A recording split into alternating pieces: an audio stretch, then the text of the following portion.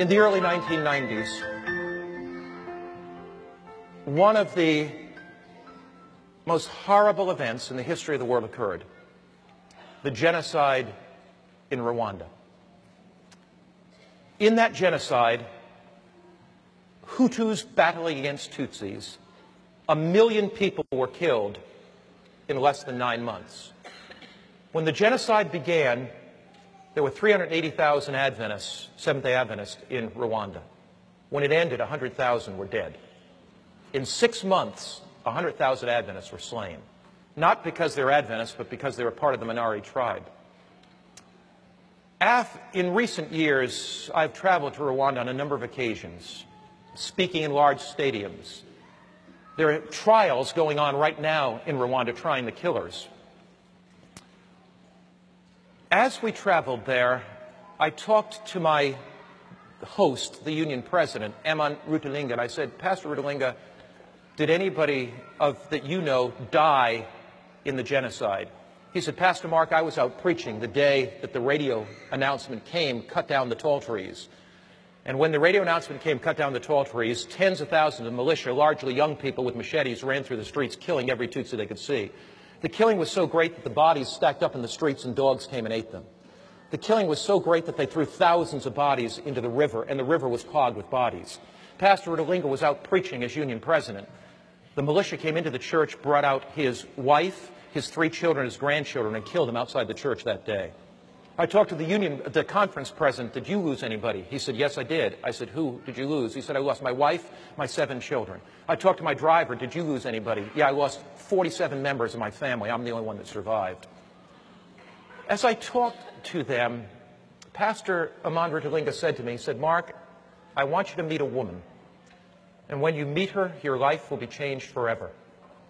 Her name is Adele Selfu." And so we got in the truck and we went out this rough road, back country, outside of Kigali in Rwanda. And Pastor Rutalinga told me the story as we went. This woman had been with her husband when the killers came, and she held his hand as they put a machete and split his head open, and as they hit him in the neck and they murdered him. She was there. And Pastor Eman Rutalinga said, "Mark, I believe she will tell you the story."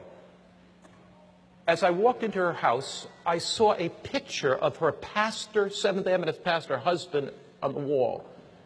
And in respect, I simply walked over and stood and looked at the picture. And I thought about what it would be like if I were holding my wife's hand and somebody ran to me, and the horror that she would go through as they split my head open with a machete. As we sat down, we made small talk for a while, and Mrs. Selfu came in the room.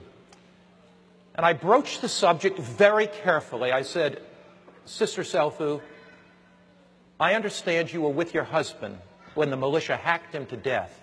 It may be very difficult to talk about it, but would you like to share it with me?" She began to cry, and she said, "Pastor, I'll share it." She said, "We got word that the militia was coming closer and closer to our village.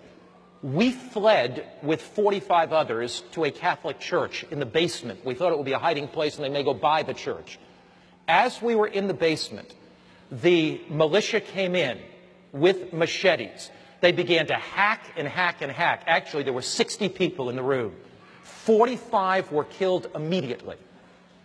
She said, I held my husband's hand and somebody came and just hit him with a machete, and the blood from his head splat all over me. She said, it was horrible, Pastor. And then the person took the machete and hit me in the head. She pulled back her beautiful black hair, and I saw a scar that began here and went down the center of her head. She said, Pastor, they then hit me in my wrist, trying to chop off my wrist. She held up her wrist. It was just flapping around. She said, Pastor, then they hit me on the shoulder. And she pulled down her dress a little bit, and I saw the scar on her shoulder. She said, they left me for dead. And my body lay among the dead bodies for 3 days. At the end of 3 days, the militia had moved on. So, she said, villagers came to bury the dead. Somebody, before they buried me, felt my pulse, and I still had a pulse. So they took me, I was unconscious. They began to nurse me back. Pastor, I was in and out of hospitals for 3 years. By this time, the forces from outside of Rwanda that were in the Congo fought their way back, liberated the country, and they built 18 prisoners for the murderers. They put 180,000 people in prison. Mrs. Selfo took 3 years to get back to health, but by now there was stability in the country. And she said to me, Pastor Mark, I have to make a decision of whether I'm going to be a bitter, angry old woman or not. And she said, I made a decision that my husband's death would not be in vain. I had the assurance beating in my heart that Jesus Christ was coming again, and that the thing that my husband would want would be to go to minister to the killers. So, Pastor, there's a prison not far from this village, and I became the mother of that prison. I would go in and bring blankets into the prison because of the cold nights. I would go in and bring food to the prison. I began studying the Bible with the prisoners. These were killers. One day, Pastor, I was in the prison. A young man fell at my feet, and he began to kiss my feet, and I looked at his face, and he said, do you remember me? And she said, I wish I could get that face out of my mind. It was the young man in his early 20s that took the machete and chopped my husband's head in half. It was the young man. I never knew he was in that prison. I never thought that I would see him again. It was the young man that took the machete and put the scar in my head and gave me such pain. And he said, would you forgive me? And she said, I picked him up and I hugged him and I said, I will forgive you. Pastor, I studied the Bible with him for 6 months. Pastor, he stood up before the whole prison, and we assembled all the prisoners in the prison yard the day of his baptism, and he confessed his sin. Pastor, we baptized him. Now, Pastor, he got amnesty after a few years and was let out of the prison.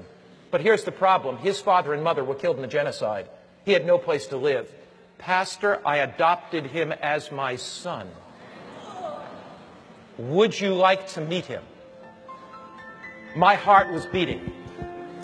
Beads of perspiration stood out of my head. I looked at the pastor's picture, who this man had killed. I thought a killer was going to walk through the door. And Louis walked through the door. A gentle smile on his face, a sparkle in his eyes. And Mrs. Selfo walked over and put her arms around him. And she said, let me introduce you to my adopted son. She said, one day when Jesus comes, all the suffering will be worth it all. One day that Jesus comes, all the heartache will be worth it all. One day that Jesus comes, all the burdens will be worth it all. One day when Jesus comes, the past will be gone. She said, what inspires me is the forward look. Jesus is coming again. Is there something in your heart right now that needs to be dealt with? Have you been harboring some bitterness? Is there some sin secretly in your life? If God can transform Adele Selfu, if God can take that woman and take any bitterness, any anger out of her heart, God can do miracles in your life. The backward look leads you to the cross and forgiveness. The upward look leads you to receive the power of the living Christ that is there. The forward look leads you to put aside anything that would keep you from being ready for the coming of Jesus. There is nothing worth clinging to. As we bow our heads to pray, is there somebody here today that you just want to lift your hand and say, Lord, I need the forgiveness. I need the forgiveness that you only can give. Lord, I need that forgiveness. I need that.